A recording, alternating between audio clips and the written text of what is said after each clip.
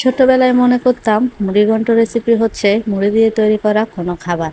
বড় হয়ে যখন জানতে পারলাম মুড়িঘণ্ট মুড়ি দিয়ে তৈরি করা হয় না, বরং মাছের মাথা এবং মুগ ডাল দিয়ে রান্না করা হয়, তখন আমার আসল মাথাটাই খারাপ হয়ে গেল। যাই হোক, আসসালামু আলাইকুম এভরিওয়ান, কী অবস্থা সবার? আজকে আপনাদের সাথে শেয়ার করব আমার রান্না করা মুড়িঘণ্ট এবং বাইলা মাছ রান্না। প্রথমে মুড়িঘণ্টের জন্য মাছগুলো ভালো করে ম্যারিনেট করে নেব। ম্যারিনেট করার পরে তারপর একে একে ভেজে নেব। এদিকে বাইলা মাছ রান্নার জন্য তেল দিয়ে দিলাম কড়াইয়ে। তারপরে এতে দিয়ে দেব পেঁয়াজ কুচি, কাঁচামরিচ কুচি এবং টমেটো কুচি।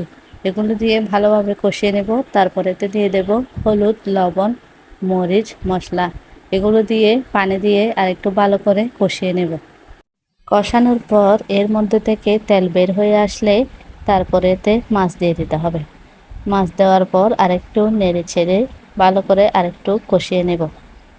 তারপর অন্যদিকে মাছের মাথাগুলো ভাজা হয়ে গেল কিনা দেখে নেব। যদি ভাজা হয়ে যায় তাহলে নামিয়ে নেব। নামানোর পরে এর মধ্যে দিয়ে দেব অল্প পরিমাণ তেল। তেল দেওয়ার পর এর মধ্যে দিয়ে দেব তেজপাতা। আপনারা চাইলে দারচিনি অথবা এলাচ যুক্ত করতে পারেন, এটা অপশনাল। আমি কিন্তু শুধু তেজপাতা দিয়েই ভেজে নিয়েছি। তারপর এর মধ্যে দিয়ে দেব পেঁয়াজ কুচি, রসুন কুচি এবং টমেটো। টমেটো সহ পানি দিয়ে একটু ভালো করে কষিয়ে নিতে হবে। কষানো হয়ে গেলে এর মধ্যে দিয়ে দিতে হবে মরিচ, হলুদ, মশলা। এবার এগুলো দিয়েও ভালো করে আরেকটু কষিয়ে নেব। ভালো মতন কষানোর পরে এর মধ্যে মাছ দিয়ে দিতে হবে। মাছ দিয়ে ভালো করে রান্না করে নিতে হবে। একসাথে রান্না করা হয়ে গেলে শুধু ডালের মধ্যে রান্না করা মাছের মাথা দিয়ে দিলে হয়ে যাবে। এবার মাছগুলো দিয়ে একটু নেড়ে ছেড়ে ভালো করে রান্না করে নেব। এগুলো রান্না হয়ে এসেছে প্রায়। অন্যদিকে বাইলা মাছ রান্না করা হয়েছে কিনা দেখে নিতে হবে। বাইলা মাছগুলো সিদ্ধ হয়ে আসলে তারপর এর মধ্যে দিয়ে দিতে হবে লবণ, তারপর ধনেপাতা। আর চাইলে আপনারা একটু টেস্ট বাড়ানোর জন্য স্বাদ মশলাও অ্যাড করতে পারেন।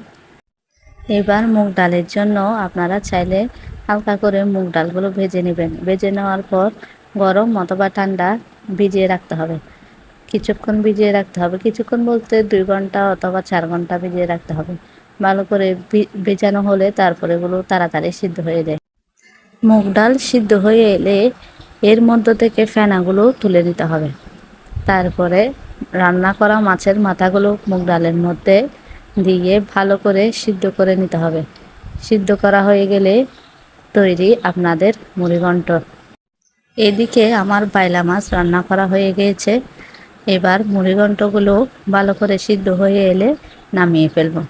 তারপর একটু লবণ হয়েছে কিনা চেক করে নেব। তারপর তৈরি হয়ে গেল আমার 2টা রেসিপি, বাইলা মাছ রান্না ও মুড়িঘণ্ট। আপনাদের সবগুলো একসাথে দেখিয়ে দিলাম। সবাই ভালো থাকবেন। আল্লাহ হাফেজ। আর বেশি বেশি করে শেয়ার করবেন। আমার পেজটি অবশ্যই ফলো করে দিবেন। আপনাদেরকে অগ্রিম অনেক অনেক ধন্যবাদ। সবাই সুস্থ থাকুন, ভালো থাকুন, নিজের যত্ন নিন।